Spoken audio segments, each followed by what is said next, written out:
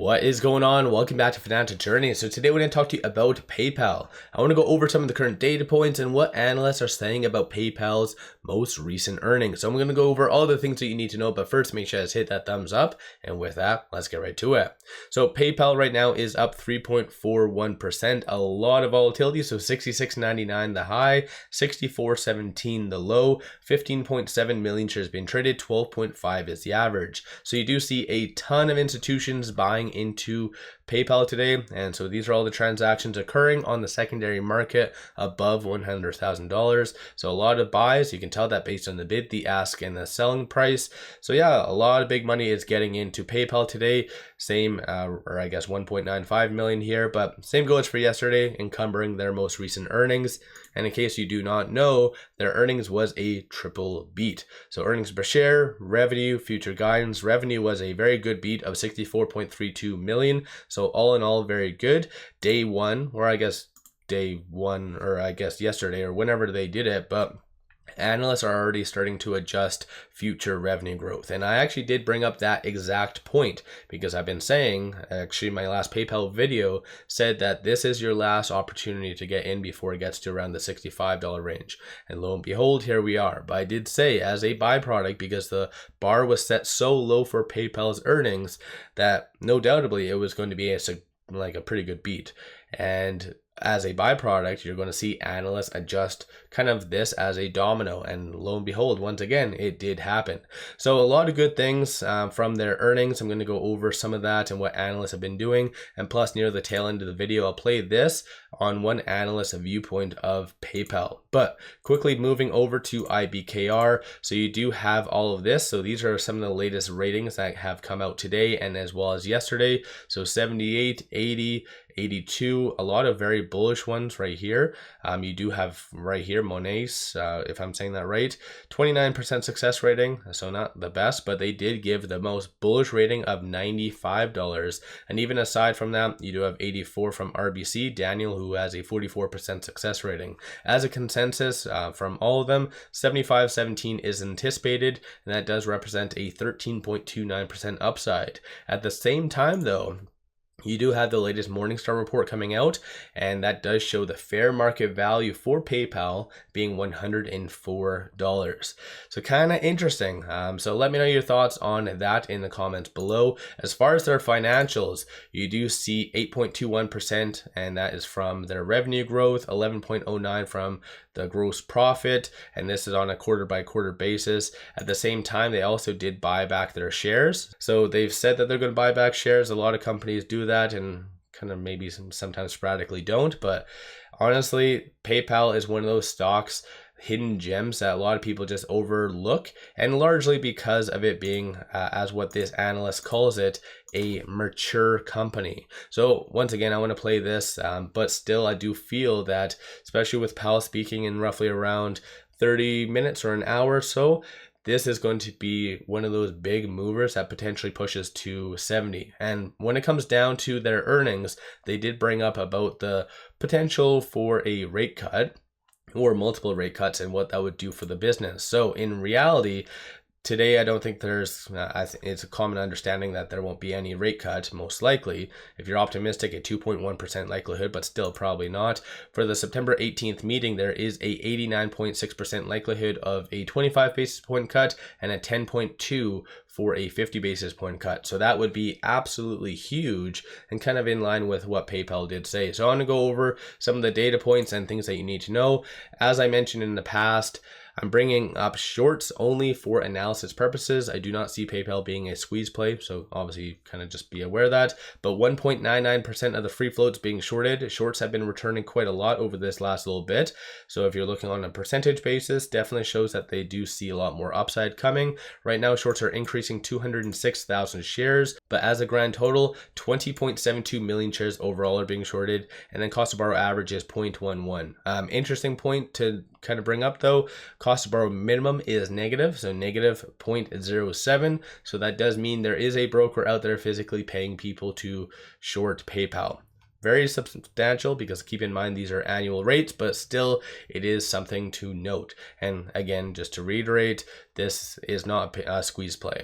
So just kind of be aware of that. A lot of money is getting into PayPal through options today. So 40 million in calls, 5.71 million in puts. Sentiment wise, 52% of all the options being done are optimistic and bullish. And based on that, you are seeing a consensus for it to be above $70. You do see some kind of low dollar value ones around the 75.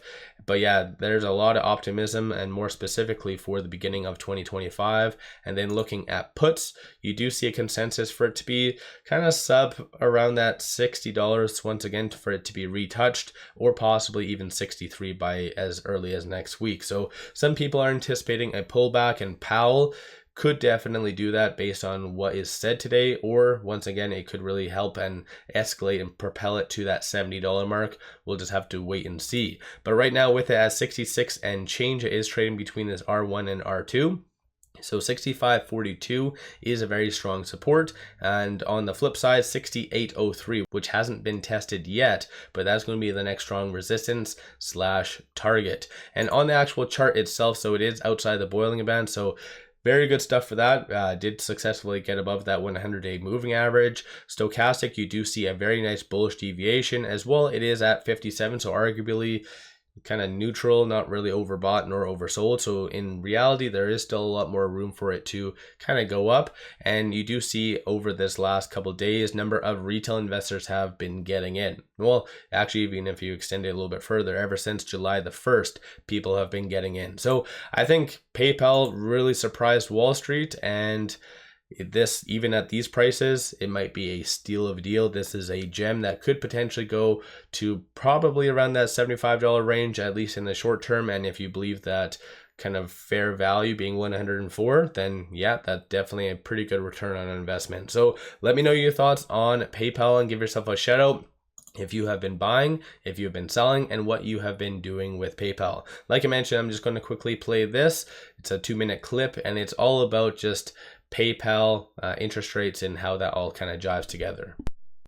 PayPal shares jumping after the company beat earnings estimates and raised guidance today. But as the consumer begins to pull back, especially in certain pockets of the consumer, is fintech a good place to put your money? Both the firm and Block are down double digits this year. How are higher rates impacting the sector? And if the Fed cuts, does that open up an investment opportunity? Joining us now, former PayPal CEO and former Intuit CEO, Bill Harris. Bill, thank you for being here and breaking this all down for us, because I think it is the payments landscape writ large is a bit of a black box for a lot of people. You've got banks, you've got traditional banks, you've got fintech, you've got non-banks that are starting to look a little bit more like fintech and a little bit more like the banks. So how do you kind of assess this landscape as it pertains to rates and what consumers need to know? Well, I look at innovation. And so PayPal is a fabulous company, but it's mature. It's got a great market position. It's got very strong financials and a huge balance sheet, but it's no longer an innovator. And it's 25 years old. I was co-founding CEO of PayPal 25 years ago. And at that point, we were the first company to skitter money across the globe in real time. Today, it's mature. And it's looking, if you go farther down the time frame, it's looking at Cash App and Zelle. Zelle is taking market share, and then ultimately you're going to have RTP at FedNow and even USDC and various stable coins. But it took a while for those innovations to play out. And in the banking space and in the finance space, sometimes size and maturity can be a benefit because you're already familiar with the regulations. You've got a sizable balance sheet by which to continue to grow. Is that not the case here, and kind of at this, what it sounds like, in your view, is an inflection point in terms of the innovation curve for this space? So I think they've got a very strong business. I don't think it's built on innovation. I think it's built on strength, financial strength, their balance sheet, market position, and they will do very well for the foreseeable future. Can you comment on PayPal? I know you ran the company a long time ago, but this was a $300 stock 3 years ago. It's a $60 stock now.